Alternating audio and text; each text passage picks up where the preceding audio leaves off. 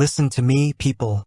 If you are retired or if you are standing right on the threshold of retirement, and you are looking at starting an online store with Spocket to bring in some extra money, I need you to stop what you are doing, sit down, and listen to every single word I am about to say.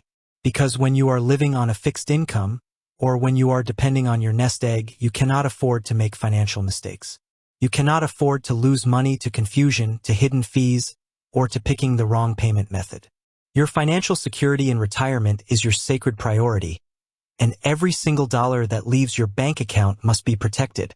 So today, we are addressing a question that sounds simple on the surface, but carries massive financial implications for your wallet. What payment methods does Spocket actually accept? Now, whether you are signing up for a monthly Spocket membership subscription or you are paying suppliers to fulfill customer orders on your online store, Spocket keeps things fairly straightforward, but you've got to know how it works so you do not put your hard-earned money at risk. Spocket accepts two primary, globally trusted payment processing routes: major credit cards and PayPal. In addition to those, if you are running your online shop through a platform like Shopify, you can also have your Spocket subscription billed directly through your store's primary platform billing account.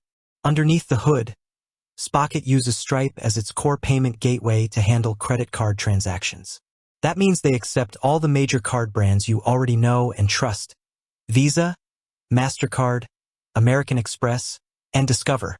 Now, hear me clearly on this, because this is where the fear comes in and where so many retirees make a catastrophic mistake. When people start a new business in retirement, they are terrified of getting scammed, they are afraid of unexpected recurring charges, and they worry about what happens if an order goes wrong.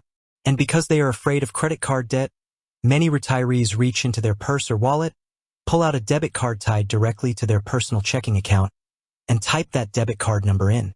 Do not do that. Can you hear me?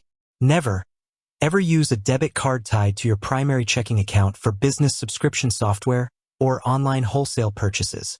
Why? Because a debit card is linked directly to your life savings. If a supplier delays an order, if there is a billing glitch, or if a refund gets tied up in dispute, that money is ripped straight out of your actual bank account while you wait for it to get sorted out. In retirement, your cash flow is your lifeline. You cannot have your rent money or your grocery money held up in a payment processing queue. Instead, when you pay for your Spocket subscription or your product orders, you use a dedicated business credit card, or at the very least, a separate credit card that you pay off in full every single month. When you use a credit card processed through Stripe or PayPal, you are backed by strong fraud protection and chargeback guarantees. If a transaction goes wrong, you are fighting with the credit card company's money while your cash stays safe in your bank account earning interest. Now let us talk about PayPal, because many of you love PayPal for its convenience. Spocket allows you to pay for your plan and inventory using PayPal. That adds an extra layer of security because you do not have to broadcast your financial details directly across multiple channels. But listen to me carefully.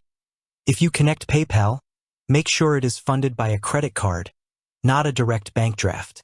I also want you to understand the math behind how orders are paid on Spocket. When a customer purchases an item on your store, say for $75, that customer's money goes into your store's payment processor, like Shopify Payments or Stripe. But to send that item to the customer, you have to purchase it from the Spocket supplier at the wholesale price, let us say $40. Spocket will automatically charge your card on file for that $40 so the supplier can package and ship the item. That means you must have a card on file with a sufficient credit limit to handle incoming order volumes without bouncing or incurring penalty fees. If your card gets declined because you hit your limit, your customer's order sits in limbo, your reputation gets ruined, and you risk losing the sale entirely. Here is your actionable takeaway today. If you are retired or getting ready to retire and you want to venture into e-commerce using Spocket, here is your step-by-step checklist to stand in your financial power. First, set up a completely separate business bank account and assign one dedicated credit card specifically for your e-commerce operations. Do not mix your personal retirement funds with your business expenses. Second, when you enter your payment details into Spocket, use that dedicated credit card or a PayPal account backed by that credit card. Third, monitor your subscriptions. Spocket charges recurring fees depending on the tier you select. Track the exact date your billing cycle renews so you are never surprised by a charge. And finally, always check for foreign transaction fees. Because Spocket connects you with international suppliers across the US, EU, and globally, make sure the credit card you register does not charge you a foreign transaction fee on currency conversions. Every percentage point you save on fees goes straight back into your pocket.